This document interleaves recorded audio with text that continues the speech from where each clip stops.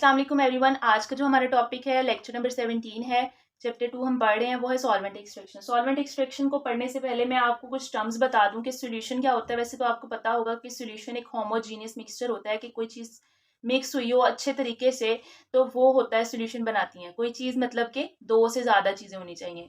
तो अगर टू और more components combine together to form a homogeneous mixture तो वो होता है हमारे पास सॉल्यूशन। सॉल्यूशन दो चीज़ों से मोस्टली अगर बना होता है, एक होता है कम क्वांटिटी में और एक होता है ज़्यादा क्वांटिटी में। जो चीज़ हम कम यूज़ करते हैं वो होता है सोल्यूट, यानी कि इंपॉर्टेंट चीज़, और बाकी सॉल्वेंट भी इंपॉर्टेंट होता है लेकिन वो हम एक्सेस क्वांटिटी में यूज़ करते हैं। ठीक है, तो ये होता है हमारे पास सोल्यूशन, सोल्यूट और सॉल्वेंट।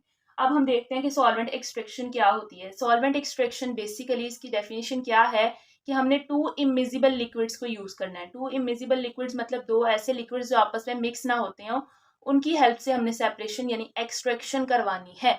जैसे हमारे पास, अब मैं आपको एग्जांपल दूं, हमारे पास कोई है वाटर, ठीक है, या कोई भी लिक्विड आप ले लें, कोई भी लिक्विड है और उसमें कुछ ना कुछ मिक्स हुआ हुआ है जिसको हमने उसमें से निकालना है। जैसे मेरे पास वाटर है और इसमें मैंने आयोडीन मतलब मुझे मिक्स मिली है, आयोडीन मुझे वाटर में मिक्स मिली है और मुझे आयोडीन चाहिए। मैं वाटर में से आयोडीन निकालना चाहती हूँ। आप डायरेक्टली निकाल सकते हैं?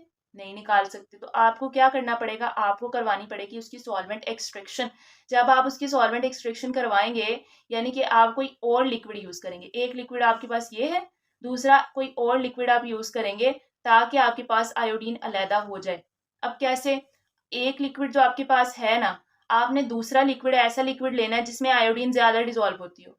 तो क्या होगा कि इस लिक्विड की आयोडीन इस लिक्विड में चले जाएगी और बाद में ये लिक्विड ऐसा होगा जो इवेपोरेट इजीली हो जाएगा। आप इसको हवा में रख देंगे, ये लिक्विड इवेपोरेट हो जाएगा, पीछे आयोडीन बच जाएगी आपके पास। तो सॉल्वेंट एक्सट्रैक्शन क्या है? It is a process in which we separate the desired component. ठीक है, डिजायर्ड कंपोनेंट को हम सेपरेट करते हैं between by using two immiscible liquids. Two immiscible liquids को यूज, ये दोनों लिक्विड्स आपस में क्या होंगे, मिक्स नहीं होंगे, अलग अलग लेयर्स बनाएंगे। फिर ये होगी कैसे, अब हम ये देखते हैं। उससे पहले मैं आपको ये बता दूं कि सॉल्वेंट एक्सट्रैक्शन की दो टाइप्स हैं।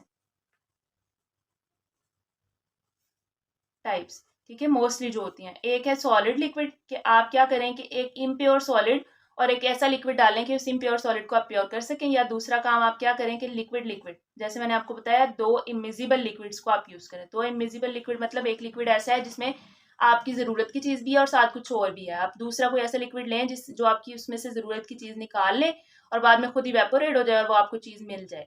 ठीक है, तो अब ये चीज हो गई। अब हम कहते हैं कि हमारे पास ये होती किस बेस पे है। इसका बेसिक प्रिंसिपल है सॉल्युबिलिटी। क्या है सॉल्युबिलिटी? जैसे आपको मैंने अभी बताया कि वाटर और आयोडीन मिक्स हुए हुए थे और उसके अंदर मैंने फिर कोई ऐसा सॉल्वेंट, कोई ऐसा लिक्विड डाला जिसके अंदर आयोडीन ज्यादा सॉल्युबल हो और वो उस लिक्विड में आ जाए। यानी कि सॉल्युबिलिटी की बेस पे कि मेरे पास एक ये वाला एक लिक्विड है, इसमें कोई चीज है, उसमें सॉल्युबल है ना, तो मैं कोई दूसरा ऐसा लिक्विड डालूं जो इस चीज को ज्यादा ले ले, जो इस चीज को ज्यादा ले ले, इसमें सॉल्युबिलिटी इसकी ज्यादा हो जाए। तो बेसिकली काम किस पे हो रहा है, सॉल्युबिलिटी पे काम हो रहा है। तो यहाँ तक समझ आ गई। अब इसका हम पढ़ लेते हैं कि यूज क्या है, हम इसको क्यों यूज करते हैं। इसका यूज आपके पास दो चीजों के लिए करते हैं। एक यूज इसका करते हैं कि सोल्यूट को अगर आपने सेपरेट करना है सोल्यूशन में से, सोल्यूट सेपरेशन फ्रॉम सोल्यूशन। अब आपके पास कोई सोल्यूशन है और आप उसमें से सोल्यूट निकालना चाह रहे हैं, जैसे ये सोल्यूशन है, इसका ये सोल्यूट है, इसको निकालना चाह रहे हैं, तो वो आप इसके मेथड से निकाल सकते हैं। दूसरा, आप सॉल्वेंट को प्योरीफाई कर सकते हैं। जैसे आपके पास ये सॉल्वेंट है और इसमें ये कोई इम्प्योरिटी है, आप इसको निकाल दें तो ये सॉल्वेंट क्या होगा, प्योरीफाई हो जाएगा। तो आप सॉल्वेंट को प्योरीफाई भी कर सकते हैं।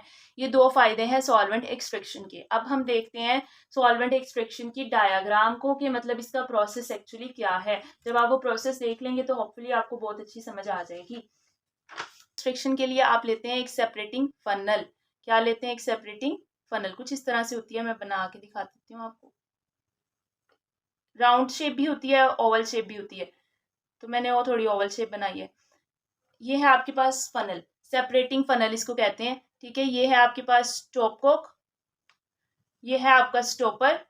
आप इसकी डायग्राम देख भी सकते हैं। ठीक है, तो अब हम देखते हैं कि इसमें हम करते क्या हैं। इसमें हम क्या करते हैं कि हमारे पास जो एक क्रियूड, कह सकते हैं हम क्रियूड लिक्विड है, यानी कि ऐसा लिक्विड है जिसमें हमारे पास कोई इम्प्योरिटी भी है और वो चीज़ भी है जो हमें चाहिए। ठीक है, हम क्या करते हैं कि इस क्रियूड लिक्विड को, पहला स्टेप क्या है, हम इसके अंदर डाल देंगे। ये डाला, ये सपोज ये यहाँ तक आ गया। ये उससे पहले ये देख लीजिएगा कि ये अच्छे से बंद हो स्टॉप को, ये नहीं तो सारा गिर ही जाएगा।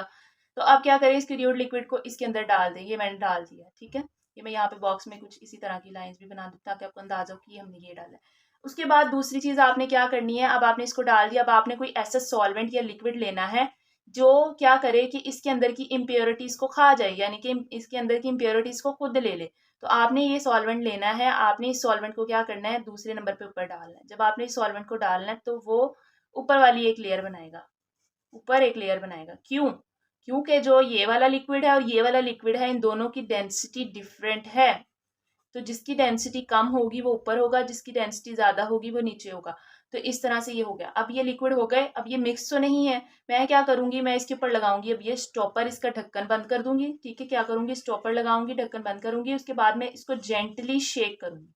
क्या करूंगी, जेंटली शेक। अब जेंटली शेक का मैं आपको बता दूं कि ये सपोज आपके पास सेपरेटिंग फनल है, इसका आपने ये स्टॉपर लगा दिया, तो आपने इसको यूं पकड़ना है अच्छे तरीके से, और आपने इसको यूं और यूं, आपने इसको यूं यूं यूं नहीं करना, ठीक है। आपने इसको बहुत अच्छे से जो है वो यूं यूं शेक करना है, ज्यादा विग्रसली भी नहीं करना, जेंटली शेक करना है। जब आपने इसको शेक कर देना है, फिर आपने इसको रख देना है थोड़ी देर के लिए, स्टे कर देना है, इसको स्टे दे देना है। जब आपने इसको स्टे देना है तो यहाँ पे आपके पास दो लेयर्स बन गई जिनका कलर डिफरेंट आएगा, मोस्टली कलर डिफरेंट ही आता है। फिर आपने क्या करना है, इसको स्टे दिया, आपके पास क्या होगा, लेयर्स बन जाएंगी, दो दो लेयर्स बन जाएंगी। कैसे बनेंगी कि यहाँ का जो आपके पास डिजायर्ड सोल्यूट था ना, जो आपको चाहिए था, वो क्या होगा, इसमें से मूव करता हुआ इसमें चला जाएगा ऑर्गेनिक वाली लेयर में। ये लेयर मोस्टली कैसी होती है, ऑर्गेनिक लेयर होती है। ऑर्गेनिक सॉल्वेंट मोस्टली हम यूज करते हैं। तो ये लेयर्स बन जाएंगी। फिर आपने क्या करना है, आपने पहले ये नीचे वाली लेयर को, ये स्टॉप को खोलना है, यहाँ रखना है बीकर, नीचे वाली लेयर को अलग कर लेना है। लेयर्स को क्या करना है, आपने सेपरेट कर लेना। नीचे वाली लेयर को निकाल लेंगे, वो एक रियूड लिक्विड नहीं रहेगा, वो एक लिक्विड बन जाएगा जिसमें से आपका डिजायर्ड चीज जो है वो ऑर्गेनिक सॉल्वेंट में जा चुकी है। उसके बाद आपकी दो लेयर्स आएंगी, क्योंकि मैंने दो बनाई है तो दो लेयर्स आएंगी। इससे ज्यादा कंपाउंड को यूज करेंगे तो ज्यादा लेयर्स भी आ सकती हैं। तो ये एक लेयर आई, मैंने ये इतनी निकाल के बीकर हटा के एक और बीकर रखना है, और ये वाली लेयर भी निकाल लेनी है। अब जो मेरे पास आई है ऑर्गेनिक लेयर, वो कैसी होगी, वो ऑर्गेनिक जो लेयर अब जो मेरे पास आई है ना ऑर्गेनिक लेयर, वो कैसी होती है, ऑर्गेनिक होता है, इवेपोरेशन हो जाती है उसकी इजीली। जो इवेपोरेट सॉल्वेंट हमने यूज किया ना, ऑर्गेनिक सॉल्वेंट, अब क्या होगा कि उस ऑर्गेनिक लेयर में, उस बीकर में हमारे पास दो चीजें हैं। एक है हमारे पास डिजायर्ड सोल्यूट जो हमें चाहिए था, और दूसरा उसके साथ है ऑर्गेनिक सॉल्वेंट। अब मैंने बताया ऑर्गेनिक सॉल्वेंट कैसा होता है, इसको मैं हवा में रखूंगी, ये ऑर्गेनिक सॉल्वेंट क्या हो जाएगा, इवेपोरेट हो जाएगा। अगर आपने ऐसे नहीं, आपको क्विक प्रोसेस चाहिए तो आपके पास इवेपोरेटर भी होता है जो इसको इवेपोरेट करवा देता है। ये तो बाकी आपके पास बीकर में क्या बचेगा, आपके पास बचेगा सोल्यूट, आपके पास क्या बचेगा, सोल्यूट जो आपको चाहिए था। तो ये है इसका होल प्रोसेस जो बहुत आसान है। तो अब आपको होपफुली इसकी प्रोसेस की समझ आ गई होगी। जैसे मैं आपको बताऊं कि आपके पास कोक है, कोक के अंदर आपके पास होती है कैफीन। अब आपको वो कैफीन उसके अंदर से चेक करनी है, या आपने उसको कैफीन फ्री करना है, तो आप क्या करेंगे, उस कोक में से कैफीन निकाल सकते हैं बाय सॉल्वेंट एक्सट्रैक्शन। कैसे, वो कुछ केमिकल्स यूज करेंगे इसी तरह से, ठीक है। तो ऑर्गेनिक लेयर जो आप यूज करेंगे उसमें कैफीन चले जाएगी, कॉक नीचे ही रहेगी। जो आपके पास ऑर्गेनिक लेयर में कैफीन आएगी वो इस तरह से होगी। आप ऑर्गेनिक सॉल्वेंट को जो है वो इवेपोरेट करवा देंगे, पीछे आपके पास कैफीन बच जाएगी। ये हो गया एक चीज। पास है कि सॉल्वेंट एक्सट्रैक्शन जो है ना, वो बेसिकली हम लोग कैरी आउट बहुत तरीकों से करवा सकते हैं। हो सकता है कि आप सिर्फ एक दफा परफॉर्म करें और बस रिजल्ट निकाल लें, ये अगर आप जो है वो कोई स्पेसिफिक रिजल्ट आपको नहीं चाहिए। लेकिन अगर आपको साइंटिफिक व्यू से एक्सपेरिमेंटल वर्क चाहिए तो फिर आप उसकी कॉन्टिन्यूस जो है ना वो एक्सट्रैक्शन करवाएंगे। एक्सट्रैक्शन कहते हैं किसको, इसी चीज को कहते हैं किस चीज को अंदर से निकाल लेना। तो सॉल्वेंट एक्सट्रैक्शन में हम क्या कर रहे हैं कि एक लिक्विड में से किस चीज को निकाल रहे हैं। तो कॉन्टिन्यूस एक्सट्रैक्शन का मतलब ये है कि बजाय इसके कि आप एक ही दफा जो है वो सारा लिक्विड डालें और उसके ऊपर सारा का सारा जो है वो ऑर्गेनिक सॉल्वेंट डाल दें, उसकी बजाय आप क्या करें कि आप थोड़ा सा लिक्विड डालें, थोड़ा सा सॉल्वेंट डालें, उसकी एक्सट्रैक्शन करवाएं, फिर थोड़ा सा लिक्विड डालें, थोड़ा सी ऑर्गेनिक लेयर डालें, और फिर उसकी एक्सट्रैक्शन। मतलब ऐसे कॉन्टिन्यूस कई दफ़ा करें, इससे ज़्यादा अच्छा रिजल्ट और ज़्यादा अच्छा सोल्यूट का जो आपके पास कंसनट्रेशन ज़्यादा बनेगी, ज़्यादा अच्छा रिजल्ट आएगा। अब इसके अंदर मैं आपको एक चीज़ बताऊं कि ये होता है आपके पास रिवर्सिबल प्रोसेस, ठीक है। रिवर्सिबल प्रोसेस का मतलब है कि इसके अंदर जो लॉ फॉलो होता है वो लॉ ऑफ पार्टीशन या लॉ ऑफ डिस्ट्रीब्यूशन कोएफिशिएंट के, वो यूज होगा। तो अब ये जो लॉ यूज होते हैं वो हम करते हैं कि लॉ कैसे जो है वो इसको फॉलो कर रहा है ये सारा सॉल्वेंट एक्सट्रैक्शन। अब सपोज आपके पास एग्जांपल है कि आपके पास पानी है और उसके अंदर आयोडीन या आयोडाइड जो है वो मिक्स हुआ हुआ है, आयोडाइड मिक्स हुआ हुआ है। अब आप इसमें से आयोडाइड निकालना चाह रहे हैं। बिफोर के आप आयोडाइड निकालें, आपने इसकी एक इक्वेशन बनाई कि जो आपने सॉल्वेंट यूज़ किया। अब जैसे मैं क्या करूँ कि मैं वाटर आयोडाइड और साथ इसके एक सॉल्वेंट ऑर्गेनिक सॉल्वेंट ले लूँ। एक लिक्विड मेरे पास ये है और एक लिक्विड ये है। मैंने CCl4 ले लिया, कार्बन टेट्राक्लोराइड। मैंने CCl4 ले लिया, कार्बन टेट्राक्लोराइड। अब ये दो मेरे पास बन गए। ठीक है, अब मैं अगर इनकी इक्वेशन देखूँ ना तो मेरे पास इनकी प्रेजेंस में क्या होता है, क्योंकि आयोडाइड इसमें डिजोल्व होता है। ठीक है, तो ये क्या बनाता है, ये इक्वेशन कुछ इस तरह से बनेगी। आयोडाइड आयंस अगर प्रेजेंट है वाटर में, वो इस फॉर्म में प्रेजेंट होते हैं, I2 + I is equal to I3 negative. अब जो ये I2 और ये है I3, ये दोनों अलग चीजें हैं। ये I2 जो है ना, ये डिजोल्व हो जाता है इजीली जो है आपके पास CCl4 के अंदर। ये किस में डिजोल्व होता है, CCl4 के अंदर इजीली डिजोल्व होता है। और ये जो I3 है, ये इजीली वाटर में डिजोल्व होता है। ठीक है, अब ये दोनों अलग अलग चीजों में डिजोल्व हो रहे हैं। अब आपके पास ये प्रेजेंट है, इसका मतलब है कि आपके पास ये इस फॉर्म में प्रेजेंट है। अब अगर आप ये करें कि आप इस वाले सॉल्यूशन यानी इसको लें, सबसे पहले आप क्या करें, फर्स्ट स्टेप पे आप लें सेपरेटिंग फनल। सेपरेटिंग फनल के अंदर आप डाल दें वाटर प्लस आयोडाइड को। इसको वाटर प्लस आयोडाइड मतलब ये एक ही लिक्विड आपको दिया है, उन्होंने मिक्स है, ये आपने इसमें से ये अलग करना है। तो आपको ये उन्होंने दे दिया। आप दूसरा काम क्या करें कि आप उस फनल के अंदर डालें CCl4। आपने जब CCl4 डाला, ये इक्विलिब्रियम में है, जब आपने CCl4 डाला, ये डाला, तो डेफिनेटली ये कन्वर्ट हो गए इसमें, क्योंकि ये ज्यादा डिजोल्व किस में होते हैं, CCl4 में होते हैं। ये I2 में कन्वर्ट हो गए। तो CCl4 डाला तो ज्यादा से ज्यादा आपके पास कौन से आयन बन गए, I2 आयन ज्यादा बनना शुरू हो गए। I2 आयन ज्यादा बनना शुरू हो गए। तो आपके पास ये जो कलर था ना I3 का, यानी कि फनल का जो पहले कलर था सेपरेटिंग फनल के अंदर, जब आपने ये डाला था तो आपके पास यहाँ पे कलर था ब्राउन सा। ठीक है, ब्राउन था और ऊपर व्हाइट कलर था CCl4 का। लेकिन जब आपने CCl4 डाला, उसको शेक किया, होमोजीनियस उसका मिक्सचर बनाने की कोशिश की, यानी कि उसको जो है वो आपस में कांटेक्ट में लेकर आए दोनों लिक्विड्स को, ताकि वो आपस में इजीली जो है वो ट्रांसफर कर सकें सोल्यूट को। तो क्या हुआ कि ये I3 सारे कन्वर्ट हो गए I2 में और CCl4 में चले गए। तो क्या हुआ कि ये कैसा होना शुरू हो गया, इसका कलर खत्म होना शुरू हो गया। इसका कलर इसी वजह से था ना, अब ये खत्म हो रहा है तो इसका कलर भी जो है वो क्या होना चाहिए, फेड हो जाना चाहिए, खत्म होना शुरू हो गया। और क्या हुआ कि I2 CCl4 में जब I2 होता है ना, तो इसका कलर होता है पर्पल CCl4 में। तो क्या हुआ कि जैसे ही ये कन्वर्ट होकर CCl4 में गया, तो ऊपर एक लेयर बन गई जो किस कलर की थी, पर्पल कलर की। तो हमने इसको थोड़ी देर मतलब तब तक स्टे दिया जब तक हमारे पास कलर बिल्कुल एग्जैक्ट नीचे व्हाइट और ऊपर पर्पल नहीं हो गया। इसका मतलब है जब हमारे पास बिल्कुल दो लेयर्स बन गई अलग अलग कलर्स की, ऊपर पर्पल कलर नीचे जो है वो व्हाइट कलर, तो हमें अंदाजा हो गया कि हमारे पास जितना भी आयोडाइड आयन था वाटर के अंदर, वो किस में ट्रेवल होकर चला गया, CCl4 की लेयर में चला गया। उसके बाद सेम आपने वैसी सेपरेशन करनी है जैसे मैंने आगे बताया कि आपने बीकर रखना है, इस लेयर को निकाल लेना, फिर आपने बीकर रखना है, इस लेयर को निकालना है, CCl4 इवेपोरेट कर जाएगा, आपके पास आयोडाइड बच जाएगा। अब अगर मैं इसकी जो है वो आपको इक्वेशन बना के दिखाऊं के की, तो वो बनती है के, आपके पास ये जो है ना, ये बन रहा है प्रोडक्ट, आपके पास ये थे रिएक्टेंट्स, तो आपके पास प्रोडक्ट क्या बन रहा है, I2 किसकी प्रेजेंस में बन रहा है, CCl4 की प्रेजेंस में बन रहा है।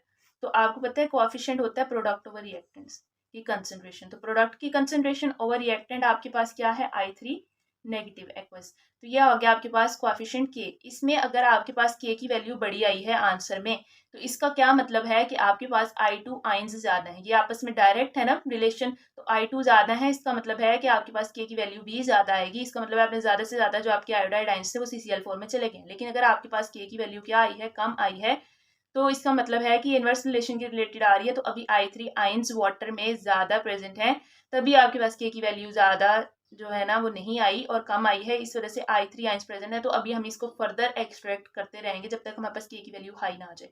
जब के की वैल्यू हमारे पास बहुत अच्छी आ गई, तो हमें पता चल गया कि हमारे पास आयोडाइड आयन CCl4 में आ गए, तो हम जो है फिर उसको एक्सट्रैक्ट करके इवेपोरेट करवा के आयोडाइड आयन निकाल लेंगे। तो ये है होल प्रोसेस। होपफुली आप सबको समझ आ गई होगी। आगे आप ये वीडियो भी देख लें, आपको और भी अच्छी जो है वो समझ आ जाएगी। वैसे जो ऑर्गेनिक सॉल्वेंट्स हम यूज़ करते हैं ना, वो मुख्तलिफ तरह के होते हैं, ज़्यादातर हम ऑर्गेनिक सॉल्वेंट्स ही यूज़ करते हैं। तो सॉल्वेंट ज़रूरी नहीं है कि आपने एक ही कोई सॉल्वेंट यूज़ करना है, आप अगर ईथर को भी यूज़ कर सकते हैं, लेकिन आप मिक्सचर ऑफ सॉल्वेंट्स को भी यूज़ कर सकते हैं। जैसे आप प्लांट्स में से भी बहुत सारी जो है वो उसकी निकाल सकते हैं प्रोडक्ट्स को। ग्लूकोज को आप कह लें कि अगर आप किसी फ्रूट में से निकालना चाह रहे हैं, उसके लिए आप सॉल्वेंट एक्सट्रैक्शन करवा सकते हैं, आप कुछ भी कर सकते हैं। सॉल्वेंट एक्सट्रैक्शन के लिए फिर आपको थोड़ा सा करना पड़ेगा कि पहले सॉलिड को लिक्विड में कन्वर्ट करना पड़ेगा।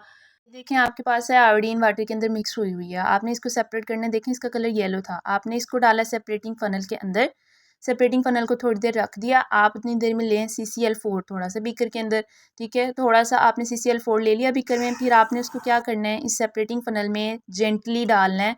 जेंटली डालने के बाद आपने क्या करना है कि इस फ़नल को पकड़ना है, इसका स्टॉपर बंद करना है, अच्छे तरीके से स्टॉप कॉक भी बंद करना है। उसके बाद इसको जेंटली शेक करना है, विगोरसली शेक नहीं करना। इन्होंने विगोरसली किया है, आपको जेंटली शेक करने का मैंने तरीका बताया, आपने उसी तरह इसको शेक करना है।